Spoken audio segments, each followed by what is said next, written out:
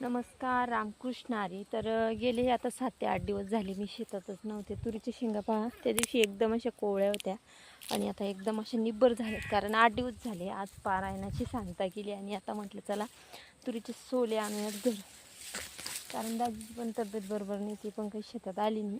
तर म्हटलं चला आव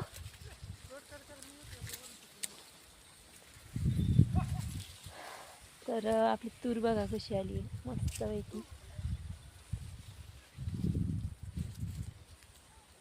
कापूस पण फुटलाय.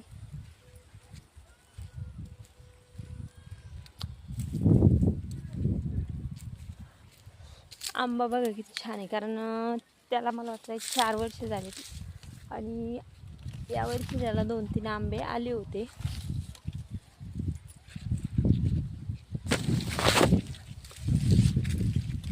हे असं आहे शेतकरी जीवन, तोडकी खाय तसं नोकरी आलेलं नसतं.